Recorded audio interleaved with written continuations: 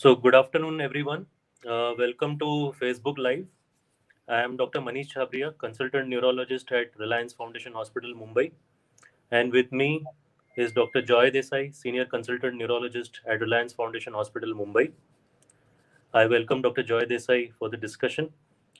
So, today, on the occasion of International Epilepsy Day, February 13, we shall be discussing about a very important topic called epilepsy.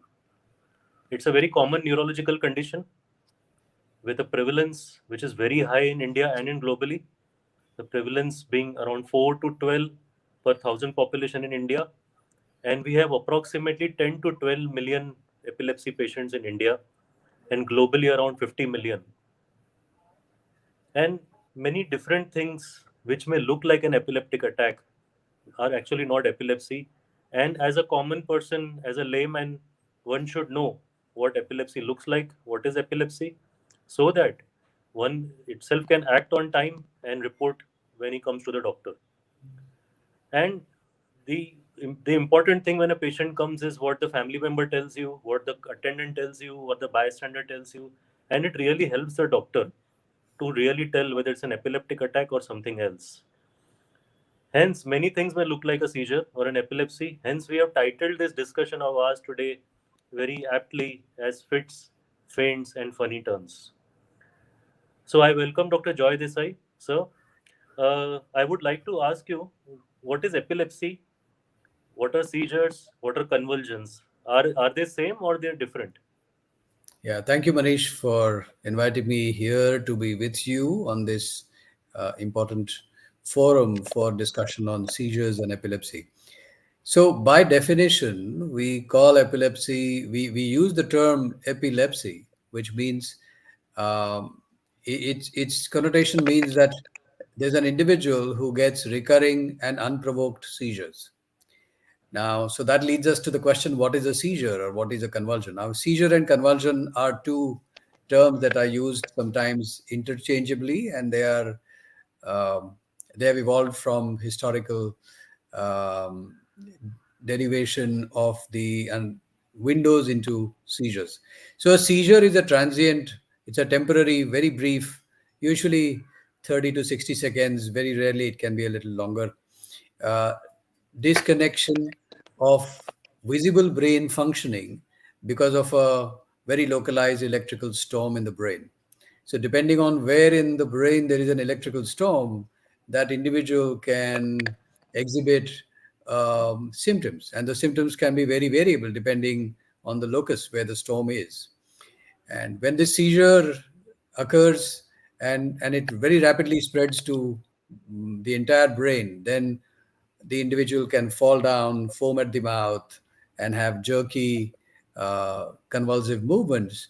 And this is often followed by incontinence of urine. And so that, universally, a good number of individuals who have this kind of generalized convulsive seizure can bite their tongue. So, a seizure and a convulsion are two names of a similar biological event in the brain. And Right. if there is an individual who has recurring unprovoked events that are not provoked by standard triggers, then that person may be um, considered to be potentially suffering from epilepsy and would need an evaluation. Right, sir. So, as sir rightly said, that it's an abnormal discharge which happens in the brain, and because of that abnormal electrical storm, the seizures happen. And sir, when we are in our clinic, we the patients come and tell us different names of the episodes that they give. The commonly used that is what they call as chakkar. Everything Right. the patient calls it as a chakkar. So it is very So, Manish, important to you want to walk yes, us through some of the common terms that are yes, sir. employed by patients and relatives when they talk to us? You want to tell us Right. So, sir, what they mean? yeah, surely, sir. The common thing they come and tell us is chakkar. So one needs to know that chakkar, as for a layman, has many terms. Chakkar can be a vertigo or a spinning-like thing. That is also called chakkar, which is a different way. A seizure or a loss of consciousness, as you rightly said, a tonic-clonic seizure. That means the tightening of the hands and legs, followed by jerking, tongue bite, and loss of consciousness. That's a seizure. And a blackout or a fainting episode is because of low blood pressure or because of multitude of other reasons. So that also is called chakkar. So many people use this common term, but specifically for an epilepsy or for a seizure, what words we use in our common terminology is mirgi, a mirgi ka attack, mirgi ka daura, khench, or fits. This is the common term that we use. So when the patients come and tell Right. us in their local language, they say mirgi ka attack आया या दौरा आ गया या वो ऐसा झटक के गिर गए. So it's very important to ask some specific questions to differentiate between these things, which is really vertigo, it's a fainting attack, or it's actually an epileptic attack. So when Manish, you're talking about this, I think your point is very well taken. So, would you be able to tell us that how do you recognize from the eyewitness account that this person actually has had a seizure and not a fainting spell or not a transient dizziness of some Right, sir. non-specific origin? So as you rightly said, and we said, when a seizure happens from the entire brain, when the entire brain fires, then the patient will get jerk, tightening of the hands and legs. There can be jaw tightening, and followed by jerking of the hands and legs. The eyes will roll up, or the eyes may remain open, and then after jerking, they fall down, become unconscious. They pass urine and stool in the clothes. After they wake up, they are confused. They are dazed. They don't know where they are. This is the And they may generalized vomit, seizure. right? Sorry, sir. They may vomit, right? They may vomit. So this is the generalized seizure which happens. A focal seizure may start with jerking of one hand or one leg, which tells that the firing is happening from one part of the brain, not the entire brain. There are different other types of seizures which you get in children, where they have a blank stare. They just stare at you for a few seconds and then they are fine. It happens in a normal conversation. When you're conversing, they suddenly become blank, and they don't remember for that half of 1 minute what has happened. So that's a blank, or what we call an absence seizure. Some patients may tell you that they feel something that's like an aura, what we call aura in medical terms, like something is rising from the abdomen, some discomfort in the chest, or they what they call as a deja vu. That deja vu is Right, basically they feel that they have been in the similar in unknown environment, that they feel that they have been already there. That aura is then followed by a seizure, or it may right. just limit So what, to be an aura. So so all what this is you're important. implying, yes, Yeah. what you're implying, Manish, is that many a time an individual who has recurring events Yes. can actually discern a stereotyped feeling Feeling. that Yeah. precedes the loss of Loss of consciousness. consciousness. And True. that little feeling, the feeling that is gonna come, and Yes. because they know that every time I feel like this, then Yes. I lose consciousness. That feeling is the first part of something that we call aura, Definitely. Yeah. right? The second thing, as we said, is a syncope or a blank or a fainting. What we call fainting, we see many a times patients hearing a very good news or a very bad news and they suddenly faint. So that's a different. It's not a seizure. So that happens because of, for few seconds, the BP drops or the pulse becomes slow. The blood supply to the brain reduces and the patient falls unconscious. As soon as you make the patient flat, they are back to their consciousness and they remember everything. So that is syncope, or that's fainting. So it has to be differentiated Yes, from a seizure. And the third thing, I as I agree. already mentioned, was a vertigo. That's a totally a different thing. So these three things needs to be differentiated rather than calling everything as a seizure or a convulsion. Right.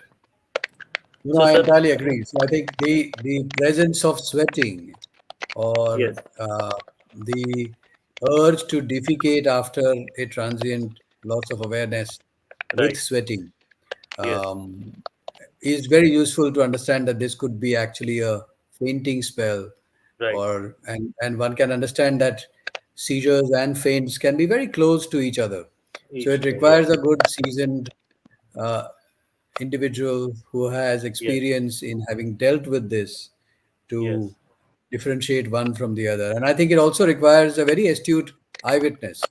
So the eyewitness, eyewitness has that's to important, be observant yes, and meticulous in the observation and relatively calm so that they can actually yes, imbibe what went wrong when their loved one had the event. And of yes, course, today's age, it's sometimes useful. People fish out their cell phone and yes, take a brief video, and sometimes video of that, yeah, documented video of the event is very useful. definitely. Sir, with in that vein, I would ask, what are the causes of seizures? What are the triggers? And what is the commonest age group that a person may is more frequently seen to Yeah. have seizures? So okay, let's deal with them one by one. So the thing is that the we know by definition recurring unprovoked seizures are considered to be uh, appropriate for deploying a label of epilepsy. Yes. And because these occur in a regional brain part more commonly than all over the brain, often the causes are many. So, any kind of structural alteration in the brain can Yes. disrupt the electrical harmony of the brain. That structural alteration can be something that we have had from birth, but it's matured as one has grown older. And some of them, like what is known as cortical dysplasia, that means a very regional, small, circumscribed area in the brain that Yes. is differently developed from birth. And as one becomes an adult, the electrical networks are susceptible to intermittent um, instability. And those Yes. unstable electrical networks produce a seizure. So, any Right. other acquired structural change in the brain can also do that. An Yes. injury to the head, a stroke resulting in a scar, the growth of a tumor, and we discussed the developmental problems of the brain. So, in a Yeah. sense, what people need to understand is that though we use the word epilepsy very commonly, it may not be one disease. And if you have 100 people with epilepsy, out of those 100, good chance that a large number have very differing structural causes that drive their seizures. And the Right, sir. important thing for people to know is that we now have a very sophisticated tool called electroencephalogram. This is the Yes. brain equivalent of the electrocardiogram. And this brain equivalent is derived by putting electrodes on the scalp in an individual Yes. who's had suspected seizures. And it taps all the electrical activity. So there Yeah. are some kinds of epilepsy that have an electrical signature. So you see that electrical change on the EEG, and you say, yes, this EEG is compatible with this kind of epilepsy. And there are others where if one has a suspicion that this person probably had a seizure, the morphology of the electrical change, even in a regional brain part, can be distinctive enough for a trained neurologist to identify it as a seizure. So I think in today's age, it's useful to understand that we have imaging tools like a very high-end MRI of the brain Yes. to look at the structure, and we can do an EEG to look at the electrical signature of some of these events. And to answer your question about what are the age groups, commonest age groups, well, very peculiarly, seizures and epilepsy are very common in early life, Yes. and they are relatively less common when we are adults. Yeah. And surprisingly, as we grow older, after the age of 70, between the ages of 70 and 90, in the geriatric population, again, seizures are very common. And True. that tells you that the developing brain and the brain at the end of life is vulnerable to electrical instability and structural electrical alterations that make seizures common. So, what are the triggers that a patient should be aware, which can cause seizures? So I really appreciate that question you're asking, Manish. And what individuals, and there are so many, there might be many in the audience who are listening in today. Right. Right. Um, Even if one has a structural alteration in the brain and one has an abnormal EEG, Yeah. these two are often present throughout every day, but Yes. seizures occur only occasionally. Right. So, which means that there is a vulnerable area in the brain which is susceptible to this electrical instability, but it's kind Right. of pushed over the cliff, so to speak, by lifestyle events. And the Yeah. commonest lifestyle event is surprisingly late nights. So I Right. often tell my patients that sleep is an anti epileptic medication because Yes. when we are sleeping at night, the brain's doing a lot of um, metabolic moderation in the brain tissue, and it is Yes. sweeping up some very important neurotransmitters, glutamate, Neurotransmitter. potassium, and water in such a way that the electrical rhythms of the brain are stable. So, in other words, Yes. if you are on medication for epilepsy but you are sleeping late, that late night and sleep deprivation itself is a trigger. The other thing people don't realize is that this vulnerability can become worse if you're stressed. So, we all know that Yes. stress can do bad things to the body, but stress Yes. also results in the secretion of very alerting hormones, which are not under our control. And these alerting hormones can literally put these electrical rhythms on edge. So, Yes. stress can, in many ways, precipitate a seizure. So it helps for patients to be to invest in equanimity and to invest in those things that make them calmer. Yes. And of course, alcohol. So an alcohol Yes. binge can certainly push one off the cliff if one has um, susceptibility to seizures in some way. Yes. So we tell all our patients that the way you live your life is has as much anti-epileptic value as the medications that we are prescribing. And I Yes. hope that people who are listening in today clearly get that idea that one Yes. can use lifestyle measures of balanced diet, balanced water, exercise, equanimity, and sleep hygiene. That means a disciplined sleep attempt to make sure that you can utilize the power of sleep to keep their bodies intact. Even if they have epilepsy, it works in a good number of people. Yes. And so humbly, I would like to add that in patients who are already on medications, who already have seizure disorder, missing a medication also can be considered a trigger. If they miss the medication, they Oh, don't take it on absolutely. time, Oh, right? absolutely. And So, especially elderly patients who are on polypharmacy, that means they are on multiple medications. The yes, anti-epileptic may be interacting with a medication which one should be aware. The levels of the medication going up and down itself can reduce the threshold of causing a seizure. uh, right. in the childhood age group between from 5 months to 6 years, we see what is called febrile seizures coming with fever. So children, I mean, I will not say every child with a fever will get a seizure, but some children do get a febrile seizure or fever induced seizure because of the fever itself or because of an infection along with that. And that also needs to be considered as one of the triggers or reasons in subsequent Yeah. life of that child, that fever beyond like 102, I, 103 should not be allowed, so that they don't get a I, seizure I in. couldn't agree more. In fact, a lot of people with epilepsy, many a time when they are well controlled with a medication that a good doctor has given them, when they get Yes, sir. some, even in adults, when they get an infection like dengue or Yeah. malaria, and they Yeah. have very high fever, it's just the rise in temperature Right. that makes the electrical instability worse. Right. True, So sir. anything that is upsetting to the brain in this Yeah. environment can push things over and can trigger Right. a seizure. Right, sir. I fully agree, sir. So one needs to be aware of all this when one is assessing the patient, and even the family members need to be alert about all these things.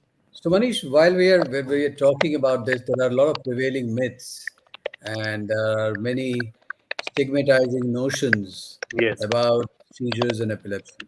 Yes. And many people believe that people who have seizures are possessed by demons, and Right. they have erroneous beliefs about the the actual reason why a person can have seizures. So would you tell us what you know about the myths and stigmas that are associated with seizures that can be Yes.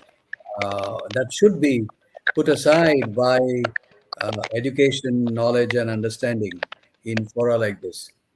Yes, sir. So, as far as epilepsy and seizures is concerned, it's a very important concept, and we are glad that we are taking this point also, because in India there's a lot of stigmatization as far as epilepsy and fits and seizures is concerned. And the thing is that the subject for this year's International Epilepsy Day is stigma attached with epilepsy. And in our country, besides epilepsy, many diseases are stigmatized. There are lots of myths. People feel that a spirit has gone into the body of a patient when they get seizures. There is some external force which is controlling the body, but these are all myths. These are not to be believed. Uh, People should understand that it's a science. There's a science behind it. It's a scientific basis behind getting a seizure, as you have rightly said. There's an electrical storm which happens in the brain. People need to understand that we need to identify this disease and get it treated, because epilepsy is treatable. Epilepsy is curable, and patients can lead a normal life if it is detected on time and treated.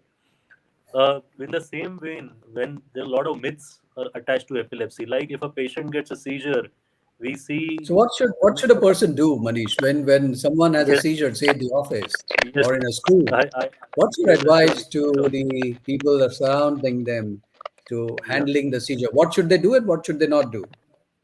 definitely. So as I was speaking about stigma and myths, I thought let me speak to the don'ts rather than the do's first. So don'ts is Right. that we see many times a slipper is given to be smelled by the patient, and onion is given, and all these things are done, and the people believe the seizure will stop. All these are myths. All these should never be done. These have got no scientific basis in stopping a seizure or treating the patient. So no onion, no giving slipper, no giving fancy things to be smelled. It has got no science behind it. What should be done as a first aid at home or a bystander is very, very important. Initially, giving the first aid and stabilizing the patient. So important is never panic when a seizure happens to any patient.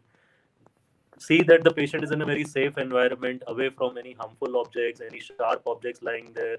If the patient has fallen on the floor, support the head with a cushion, or just roll up a towel or a jacket and keep it behind the patient's head so that there's no head injury. If the patient is jerking of the hands and legs, don't force the hand limb down. In that way, you may injure the limb. Let it jerk. Most of the seizures, 90 to 95% of the seizures, stop within 2 to 2.5, 3 minutes. So by forcing the limb down, you are actually injuring. So no forcing the limb down. Loosen the clothes, as you see that myself and Dr. Joy is wearing a tie. So if anything is, as in tight clothing is, just loosen. Allow the patient to breathe. Don't overcrowd on the patient. Allow oxygen to go in. Don't panic at all. uh, Turn the patient on one side so that the saliva, blood, whatever is there in the mouth comes out, because as we have discussed, there's a tongue bite which can happen, because any fluid in the mouth can go and block the airway. So that should not happen. So any side, right or left, turn the patient so that the blood comes out. Don't force anything True. into the mouth of the patient, your finger, spoon, because in that way you may injure the tooth, and the tooth may fall back into the airway and cause another problem. Don't put your finger into the mouth, because you yourself will get injured. Don't do mouth to mouth breathing unless you see that the patient is not breathing, or after the seizure stops he is not breathing spontaneously. Unless you see that, or you see blueness around the lips, don't give mouth to mouth breathing or CPR. Once you have stabilized the patient, once the seizure has stopped, call for help. Look for any card in his wallet that is the epilepsy patient is. You may find medication strips lying in the pocket of the patient many a time. When you may find some medical papers, you may know this is a seizure patient. You may find some important telephone numbers. You can call up home, call for a taxi or something, and see that the patient is safely put and get got to the home or to the near medical facility. So this first aid is very, very important, because many a times the seizure may stop, but the secondary problems which happen, like fluid going into the airway, causing aspiration, choking, all this creates a lot of problems for the patient. So first aid is Right. do's and don'ts are very, very important in stabilizing the patient. Very good. Thank you, Manish, for clarifying the air on what can be done. I think it's important for people to understand that most seizures, though they can look horrendous and they can be extremely Yes, terrifying in the eyes of the eyewitness, these seizures have a right, brief time and they stop by themselves. So once these seizures right. stop, that's when they need medical attention to understand what went wrong. Did they lapse their Right. medication? Is it the first time seizure, and so on. And as you rightly had put up, that somebody can take a video, that will really help the treating team when you land up in the nearby hospital in knowing that was actually a seizure or it was a fainting episode. So a video taken Yes, or an on-spot account taken by the bystander can really help the doctor in managing these patients. true. So, sir, I would like to ask you, if once the patient lands up in the emergency, how would you like to investigate this patient? That's the real, like he has a seizure, what type of a seizure, what investigation one Yeah. should expect once a Let relative me lands up let in the me emergency room? Let me quickly give you a very straightforward algorithm. So we have a very clear view. Is this seizure for the first time, or has this person already been known to have seizures? If it's for the first time, then it may not be Right. genuine epilepsy. It may be a precipitated seizure. So we want to know what their blood levels are like. So you want to know whether they've had alcohol, whether they've had late nights. You want to know their magnesium levels. You want to know their calcium levels or any electrolytes in older people who are on diuretics. You want to know whether they are on something that has dropped their sodium. And low sodium itself can trigger a seizure. Yes. So the first thing is to make sure that the patient's airway is safe, and then draw a blood sample for looking at the metabolic environment of the body.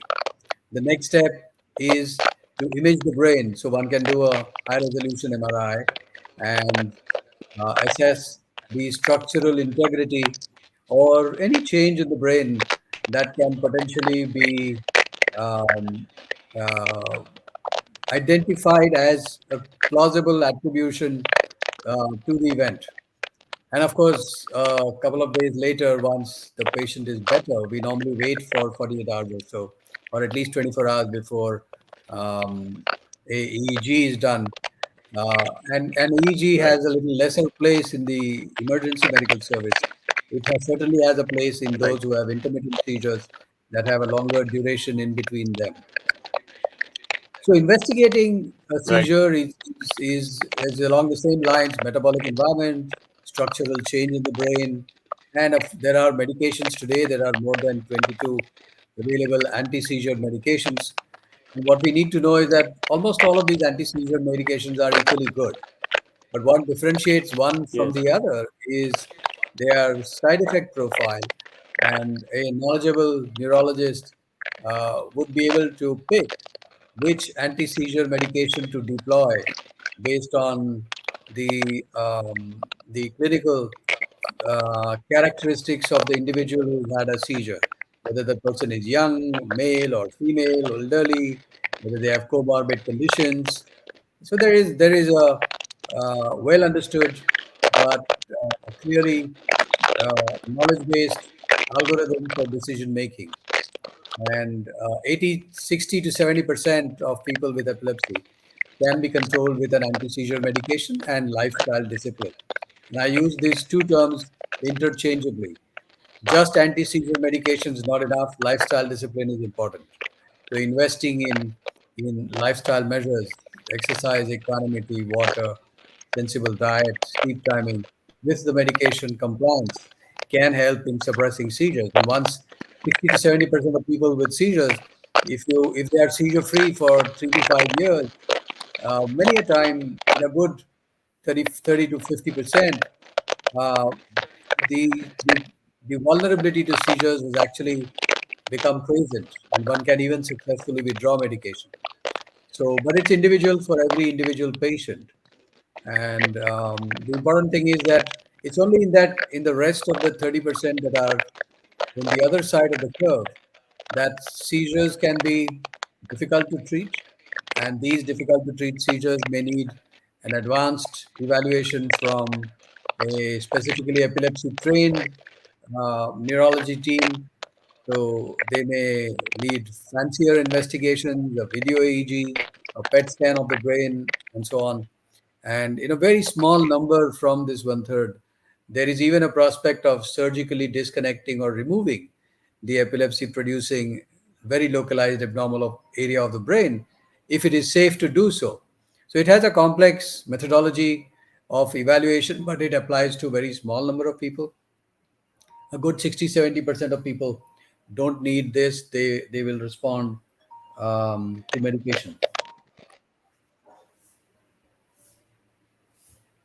Right. So you have any role of diet in controlling seizures? Yes, so diet is a question that every Gujarati, every Marwari, and we are also food centric in some parts of the country, that this is always asked. So, yes, it is true that carbohydrate rich diets that can fluctuate one's blood sugar suddenly, especially if there is underlying diabetes, can be a precipitant for seizures.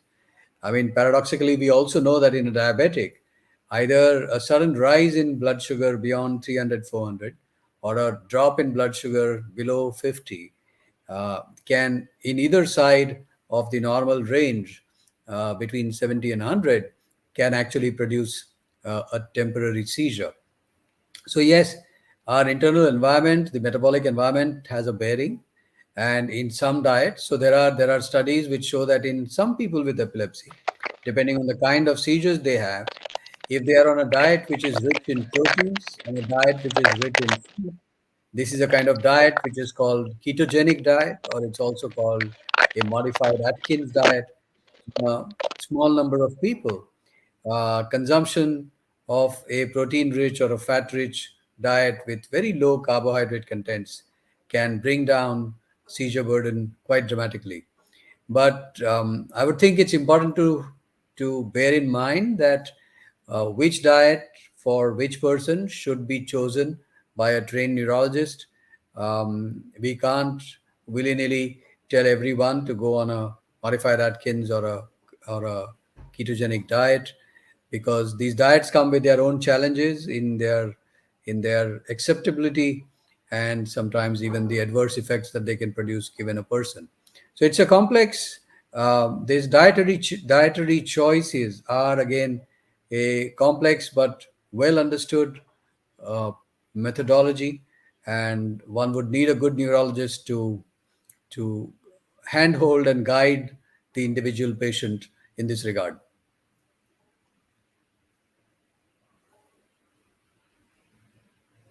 So, Manish, it's we have done about So half the an other thing, hour.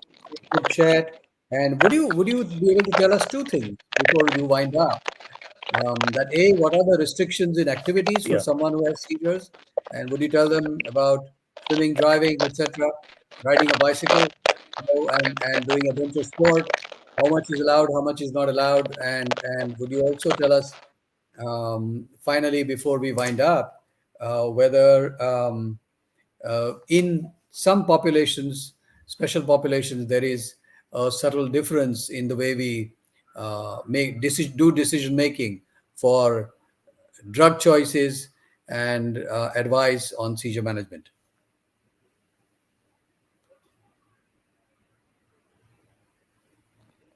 Go ahead, Manish. Yes, sir. So as far as driving is concerned, many patients do come and ask us, "Can I drive with epilepsy?" Now, driving is a very skillful activity, and you don't know when the seizure will come. One is putting one's own life at risk, and somebody else who's on the road, his life at risk. So one has to follow the local recommendations and the guidelines from the government as far as the driving is concerned. In India, what I know and I believe, there is a self declaration when in the form one has to fill up that whether he has epilepsy, whether he's on medications, how long the seizure has been there. And if the thing is that as far as possible, one should avoid driving alone. And the thing is that if really one wants to do, and the thing is that if the seizure duration has been long, there's been no seizure for many years, and on medication well under control, still it can be advised, but it has to be in only selected cases. But of course, it's a very skillful thing, and one has to be made aware that it's a risky thing and should be avoided. As far as mobile is concerned, many patients do come and ask us that the children are using mobile for long hours, they're doing late nights, as we have discussed. So as far as mobile use is concerned, the blue light coming or the strong light coming from the mobile can really trigger a seizure, especially patients whose brain are sensitive or what we call photosensitive epilepsy. In them, the mobile light can trigger a seizure. So what one should recommend is you should avoid prolonged light. You should increase the ambient light in the room or apply a screen guard on the mobile. If the mobile uses more than 4 hours in a day, better to apply a screen guard and reduce the intensity of the blue light. As far as your question of special groups with epilepsy are concerned, especially pregnant women and elderly patients. So in pregnant women or in childbearing age, we have to look for two things. We are looking after the mother and the baby. So for both, one has to see we have to use medications that dictum as the lowest dose and the minimum possible medications, which should be And that also the medications which are not harmful to the baby. Many of the medications are totally contraindicated in pregnancy. Some are pregnancy safe. There are newer medications which are come are pregnancy safe. Even those medication has to be used in a very low dose and with close monitoring with the neurologist and the obstetrician who is looking after. Once the baby is safely delivered, even in breastfeeding, one has to be very careful what medications are on, what doses are on, because pregnancy is a state where there are a lot of hormonal fluctuations, body undergoes a lot of changes, the medication medication levels in the blood vary. Uh, so it's very important what medications we are using, what dose we are using, at what stage of epilepsy, at what stage of pregnancy the epilepsy we are managing. The first crucial is the first 3 months where the organ formation is there. We have to be very, very careful in the first 3 months. After that, again, the dose adjustment have to make because risk reduces as the pregnancy advances. But the first 3 months are very crucial. Those are organ formation. A child is formed, the major organs are formed. So we have to be very, very careful in that time. And the other special age group is elderly patients. Again, elderly patients, certain medications do cause side effects. So we have to be very, very careful.